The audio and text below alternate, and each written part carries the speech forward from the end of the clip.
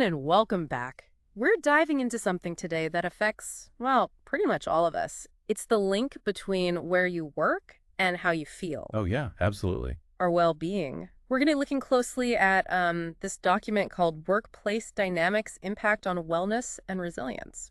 Pretty straightforward title. Should be interesting. For sure. I think it's amazing how much our surroundings at work can really impact us. Like you said, our well-being. Yeah, and it goes way beyond just like what tasks you got to get done, right? Totally. Yeah. It's the whole environment. Yeah, We spend so much time there. it really is a huge chunk of our lives. It is. So let's jump right in. First up is something people often don't think too much about. It's the people you're with at work. Right. Like, ever notice how a good coworker, someone supportive, can make a crazy day way better? Totally. That's because those good relationships, they kind of protect you from stress. They're there to cheer you on when things are good and listen when they're not. Oh, for sure. I had this one time, a deadline was like breathing down my neck, super stressed. And this coworker, they just stayed calm, helped me figure out what to focus on first, even made some jokes. Lifesaver, honestly. Yeah, those little interactions can make all the difference. But the opposite is true too. Difficult people at work, Yeah. they can drain you. Oh, yeah. Like you're carrying around extra baggage all day. That's a good way to put it. And I was reading in this document we're looking at that it even goes deeper than that. Toxic relationships at work, they Oh. can mess with your sleep, make you anxious, even cause heart problems. No kidding. Chronic stress from those bad vibes, it adds up. Ah. So being aware of who you're around at work, that's important. And trying to build good relationships whenever you can. It really is. Now, switching gears a bit, let's talk about how much work you have and time pressure. Yeah, the deadlines, we've all been there, right? Feeling overwhelmed. But how's that connected to this resilience thing? Well, think about it. When you have a reasonable amount of work, you can actually have that work-life balance everyone talks about. Right. That balance, that's key for resilience. You get to recharge outside of work, you come back refreshed, ready for whatever. It's like if work is a marathon, you can pace yourself instead of sprinting the whole time. Exactly. Sprinting nonstop, that leads to burnout. That feeling of being stuck on a hamster wheel of deadlines, that's not good for you long term. Makes sense. So, okay, we've got good relationships and a manageable workload. What else helps make a workplace good for resilience? Good question. Autonomy. Having some control over your work. Imagine getting to say what you think about decisions that affect your work, Yeah. shaping what you do and feeling ownership over it. Okay, I get that. But how does that build resilience? When you have that autonomy, you're more in control. That makes you more Yeah. confident, more likely to face challenges head on. And that's resilience in action. But flip it around. If you feel micromanaged, like your opinion doesn't matter, that makes you feel helpless. Yeah, and that makes it harder to bounce back from setbacks. Yeah. Exactly. So it's feeling empowered to make decisions Mhm. and having some freedom in how you work. Which brings us to something I think we all want. Finding meaning in the work itself. We all want to feel like what we do matters. Right? Oh, absolutely. Like, what's the point otherwise? Right. It's got to align with what you believe in, your personal values, and give you a sense of purpose. When you truly believe in what you're doing, those tough times are easier to get through. You stay motivated even when it's hard. I can totally see that. I had this job once. It just felt pointless. I was going through the motions every day, and honestly, that made any kind of stress way worse. It makes a huge difference. Job satisfaction, feeling like your work is fulfilling, it directly impacts your overall well-being. So we've got good relationships with coworkers, a decent amount of work, and finding meaning in what you do. Seems like those are all building blocks for a good, resilient work experience. They are. But let's zoom out a bit. Let's talk about the whole workplace culture. How's that connected? Think of a positive workplace culture as, like, the foundation for resilience. It's a place where people talk openly, trust each other, and feel appreciated for what they do. Yeah. Everyone working together. Yeah, like a team, everyone's voice matters. But what about the opposite? What if the culture is toxic? Oof. Imagine constant micromanaging, no recognition for your hard work, or even feeling like you can't speak up without getting in trouble. Yeah, I wouldn't want to work there. Not ideal. Ah, That kind of environment, it wears you down, makes you more likely to burn out and have other mental health struggles. it's got to be hard to handle any kind of stress in a place like that. For sure. So we've talked about a bunch of stuff that makes a workplace supportive. But there's one more thing I want to bring up that's getting more and more important these days. Flexibility. Oh, yeah. Big topic. What are your thoughts? Flexibility is key. It could be working from home sometimes, setting your own hours, or even just having a boss who gets it when life throws you a curveball. Mm. What do you think? Have you seen the benefits of flexibility in your own work? Oh, definitely. It makes a huge difference when you feel in control of your schedule. Being able to adjust things if you need to helps a ton with work-life balance and reduces that feeling of being pulled in a million directions. But I think we should really dig deeper into this flexibility thing and how it connects to resilience. Sounds good to me. Let's pick it up in part two of this deep dive. Okay, so before the break, we were talking about flexibility at work and how that can help us feel better and be more resilient. Ready to dive in a little deeper? Yeah, let's do it. It's all about feeling like you have some say in how you manage your life, which makes you stronger, both at work and outside of it. Like if you can adjust your hours to squeeze in that yoga class that helps you chill out or work from home when your kid gets sick, that flexibility can totally change your work-life balance. And we already talked about how important that balance is for feeling good and being resilient. It stops you from feeling pulled in every direction and lets you take care of what you need to, both at work and at home. But let's be honest, not everyone's lucky enough to work somewhere perfect, with tons of flexibility. What can you do if your situation isn't ideal? That's where personal resilience really comes in. Even if you can't control everything about your job, you can control how you react to it. So it's about finding ways to feel in control even when things aren't perfect. How do we actually do that?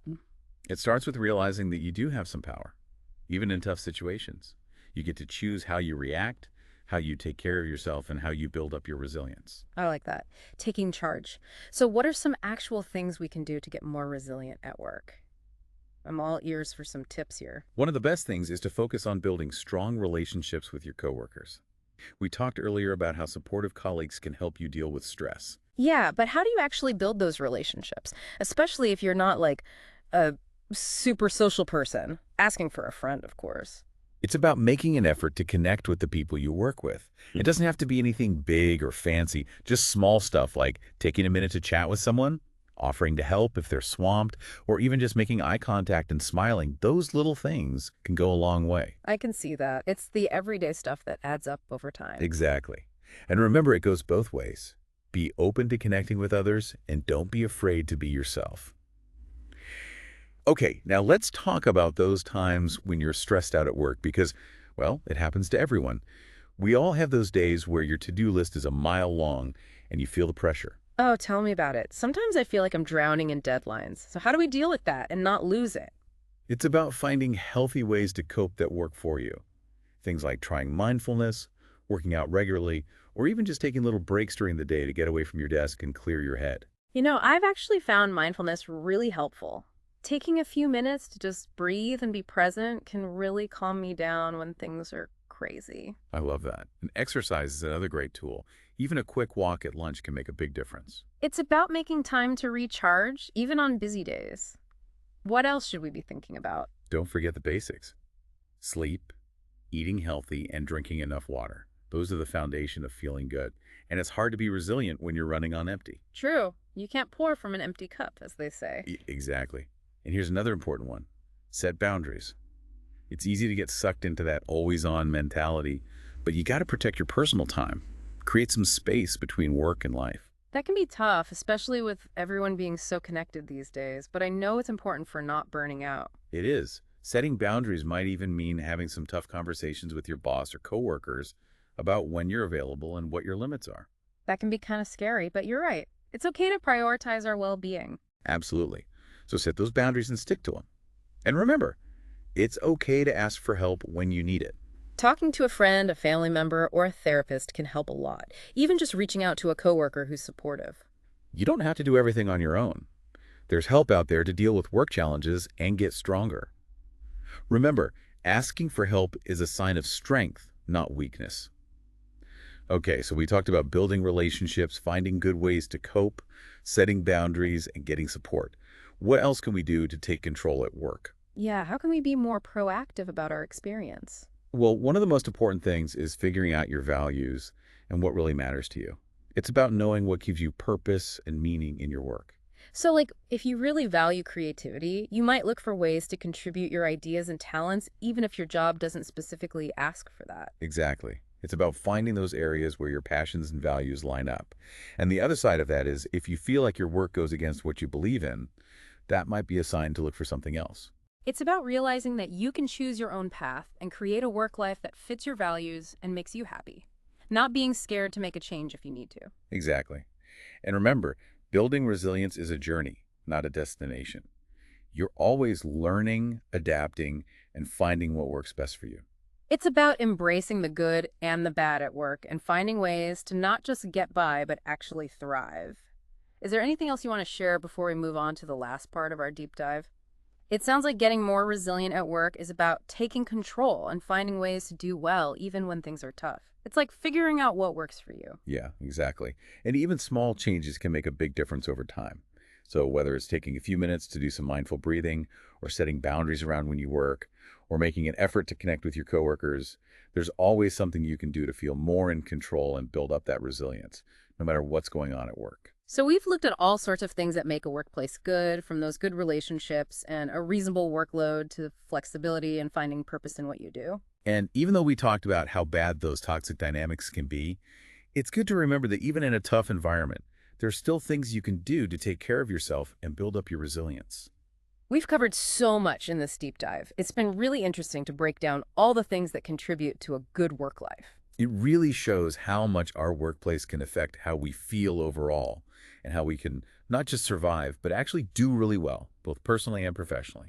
Before we wrap up, I want to touch on one more thing that feels really important, and that's psychological safety. What does that even mean at work? Psychological safety is all about making a space where people feel okay speaking up, sharing their worries, or asking for help without being judged or getting in trouble. So it's about having a culture where it's okay to say you're struggling, to ask for support, and to know you won't be punished for being human. Exactly. And that's a key part of resilience. When people feel safe like that, they're more likely to take risks, try new things, and just be themselves. And being yourself, that's so powerful for everyone's well-being. I can see that.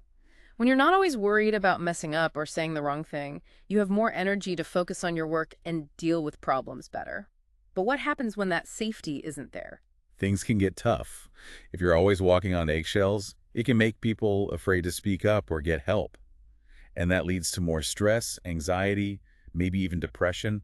All that definitely impacts resilience. It's like trying to work while always feeling like you're in danger, never able to relax or do your best. That's a great way to put it. It really shows why psychological safety is so important, especially now when work is so fast-paced and demanding. So we've talked about good relationships, a manageable workload, autonomy, finding meaning in your work, a positive culture, flexibility, and now this psychological safety. They all seem like really important parts of making a workplace where people can thrive and be resilient. You've given our listeners so much to think about. It's like we've given them a whole toolbox for making their work lives better and more resilient. I hope so. And remember, it's not about finding the perfect job. Those are hard to come by. It's about realizing you do have power, even when things aren't perfect. Use those tools to make things better for yourself. So before we go, what's one last question our listeners should think about? Something to really make them think. Okay, here it is. What one small change could you make at work, or in how you approach work, to boost your resilience and well-being? That's a great question. It could be something as simple as taking 5 minutes to breathe each day, or talking to your boss about how much work you have. Or maybe reaching out to a coworker you admire for some advice. The important thing is to take that first step, even if it seems small. Because even tiny changes in how you think or what you do can have a big impact over time. Well said.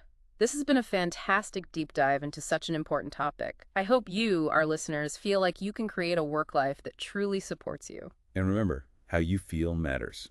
Take care of yourselves, and we'll catch you next time on The Deep Dive.